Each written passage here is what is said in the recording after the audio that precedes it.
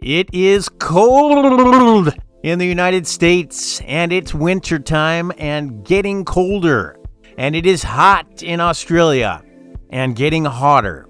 And you know what that means, right? That means the 2025 tennis season is about to kick off. This Australian summer is packed.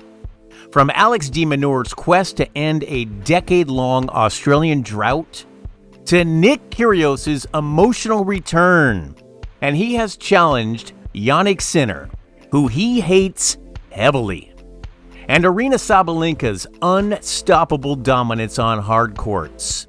The 2025 Australian Summer of Tennis is set to deliver unforgettable moments, and it starts now.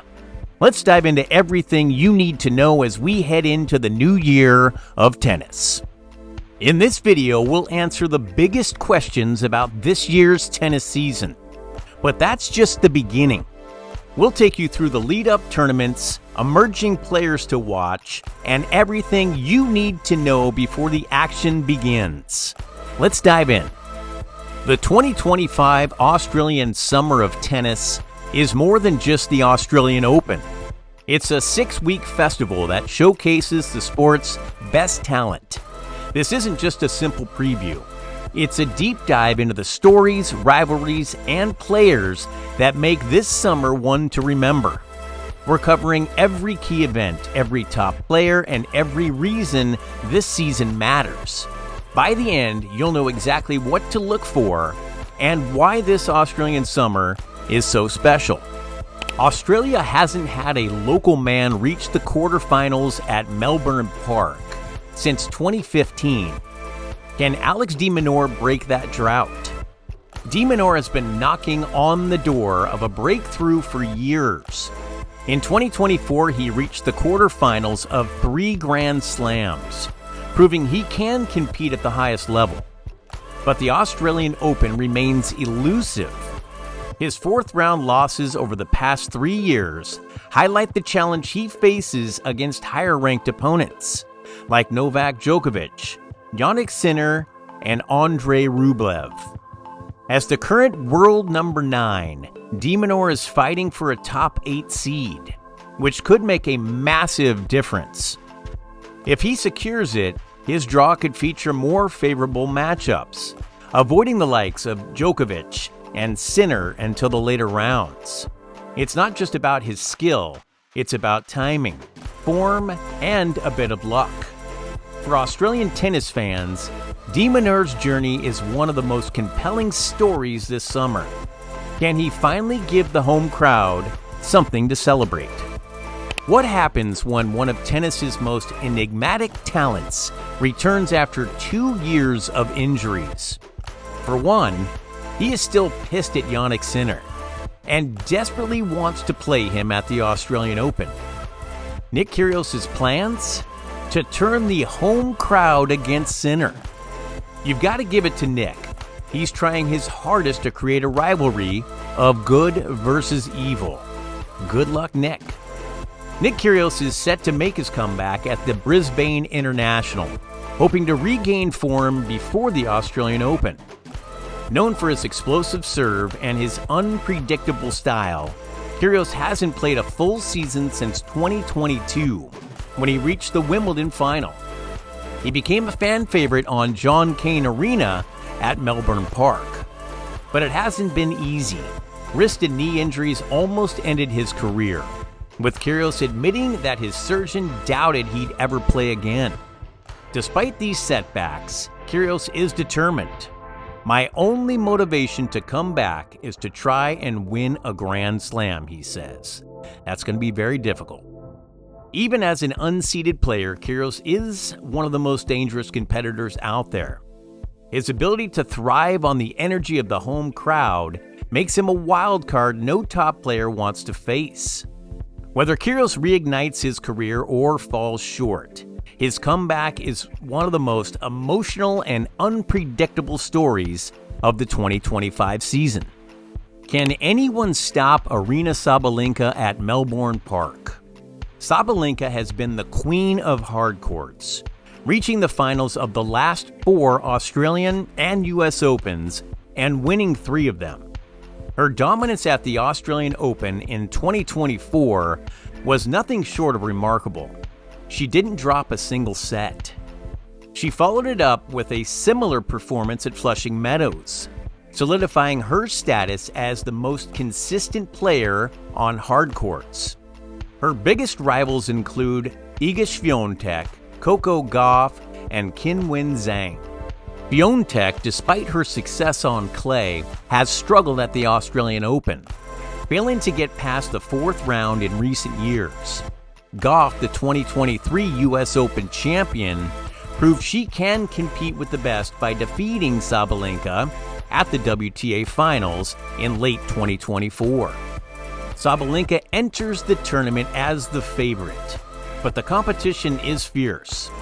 Whether she can defend her title will be one of the defining stories of the tournament.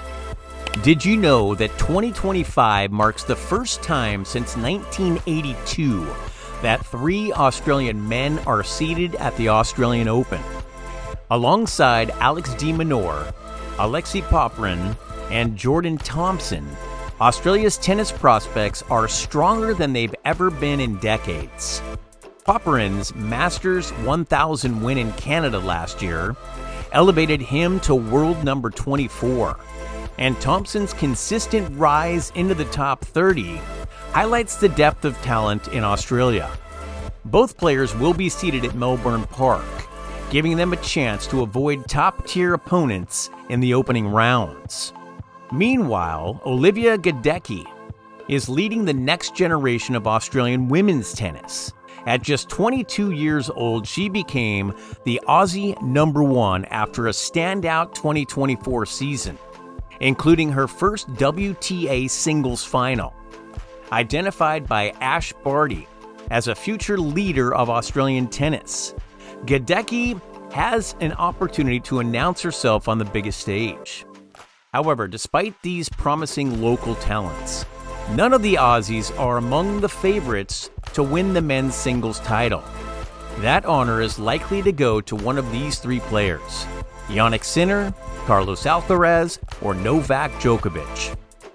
Sinner heads into the tournament as the top seed and the reigning champion on both hard court slams. Since the French Open, he's been nearly unstoppable, winning 41 of his last 44 matches. Carlos Alcaraz, who claimed the other 2 Grand Slam titles in 2024, is one of the players to beat Sinner during this period. However, Alcaraz's recent struggles with injuries and form, losing 4 of his last 7 matches, leave questions about his readiness. Then there's Novak Djokovic. The 24-time Grand Slam champion may be ranked 7th after a quieter 2024 season, but his mastery at Melbourne Park makes him a perennial contender. Through his 2024 campaign, including surprising losses like a 3rd-round exit to Alexei Popyrin at the US Open, he also did win the Olympic gold and continues to prove his longevity at 37 years old. Adding an extra layer of intrigue, Djokovic is now coached by Andy Murray, whose reactions in his coach's box are sure to add drama to every match. The tournament draw will play a critical role, especially for Djokovic. Avoiding Sinner's half of the draw could be key to his chances of adding a 25th Grand Slam title to his resume. Regardless, dismissing Djokovic would be a mistake. He thrives on defying expectations. While the Aussies are set to put up a strong fight, the global stage is dominated by Sinner, Alcaraz, and Djokovic. For Australian tennis fans, it's a chance to watch their heroes rise against the best in the world. The Australian Open is just the finale of a jam-packed Australian summer of tennis. The action starts with the United Cup, where teams from around the world compete in singles and mixed doubles matches. Australia's team, led by Alex de Minaur and Olivia Gadecki, will face tough competition from nations like Poland, the United States, and Germany. Other key events include the Brisbane International, featuring Novak Djokovic, Aryna Sabalenka, and Nick Kyrgios, and smaller tournaments in the Adelaide, Hobart, and Canberra, which showcases emerging talents. These tournaments set the stage for the Australian Open, giving players a chance to build form and confidence. From team events to high-stakes singles tournaments, the Australian summer has something for everyone.